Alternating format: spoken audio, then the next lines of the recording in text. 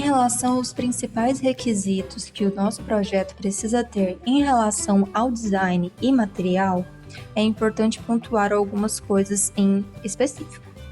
Em relação aos materiais, por exemplo, a impressora 3D ela utiliza dois materiais principais que são conhecidos como filamentos e resinas. Os filamentos eles são divididos tanto em ABS quanto PLA e ainda no TPU, sendo que o ABS são filamentos feitos a partir de petróleo, o PLA já é feito a partir de material biodegradável e o TPU é conhecido também como filamento flexível, que oferece uma maior maleabilidade no nosso projeto. Já em relação à resina, nós temos três tipos principais, conhecidos como resina padrão, resina cinza e resina transparente. A resina padrão ela é conhecida por oferecer um alto nível de detalhe ao objeto que foi modelado, enquanto que a resina cinza oferece uma maior resistência mecânica às peças que estão sendo produzidas. Já a resina transparente, além dela ter uma grande resistência à água por natureza, ela também é conhecida por ser uma ótima opção quando se deseja utilizar efeitos de luz sobre o objeto. Mas quando a gente está pensando em modelar algum objeto para ser cortado numa máquina de corte a laser, os principais materiais que nós utilizamos de forma disparada é tanto em relação à madeira, que configura também os MDFs, quanto em relação ao acrílico, quando nós queremos utilizar algum material transparente, e também o papel e o papelão. Ainda, vendo essa questão de materiais, nós precisamos também tomar cuidados gerais em relação ao nosso desenho para que nenhum projeto, seja na máquina de corte a laser ou seja na impressora 3D, seja produzido de forma errada. Então aqui nós separamos 5 dicas principais para mostrar esses cuidados principais que nós temos que ter com o nosso desenho. O primeiro deles seria ajustar as espessuras do projeto de acordo com a sua finalidade. Isso quer dizer que, se nós quisermos fazer um projeto para ser enviado para uma máquina de corte a laser, nós não podemos definir uma espessura para esse material, a exemplo dessa primeira figura, porque a máquina de corte a laser ela entende apenas as faces planificadas do desenho.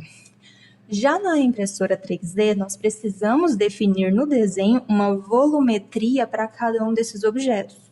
Porque se a gente enviar arquivos desenhados dessa primeira forma, a impressora 3D ela não consegue entender o que deveria ser criado volumetricamente. Então, sempre tomar cuidado e definir, de acordo com a finalidade, as espessuras certas para cada caso em específico. Nós também precisamos evitar buracos e aberturas desnecessárias nos nossos objetos. Esse primeiro exemplo aqui, em que a gente tem esse buraco numa forma triangular. Caso esse modelo fosse enviado dessa forma para uma impressão em 3D, muito provavelmente essa impressão iria ser finalizada, mas tendo vários erros, né? Então, sempre buscar por fechar todas as volumetrias e fazer uma checagem geral do desenho antes de enviar para uma impressora ou para uma empresa que vai produzir o seu protótipo. Nós também precisamos evitar sobreposições internas no desenho. Essa imagem à esquerda, ela não poderia ser impressa quando ela fosse criada em 3D, porque ela vai apresentar paredes muito finas dentro do objeto no momento da impressão. Então, sempre prezar por evitar sobreposições internas, igual essa imagem da direita, para assim não gerar nenhum erro na hora da execução do projeto. Sempre desenhar curvas mais suaves também é um dos cuidados, né, e uma das dicas que nós damos ao longo de todas as modelagens, a gente sempre tenta reduzir esse número de segmentos, justamente por, na hora de produzir esses protótipos, eles aparecerem também com essas formas mais suaves.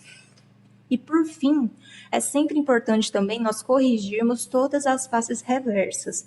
Essas faces reversas no SketchUp, elas são sempre apresentadas por essa coloração em azul.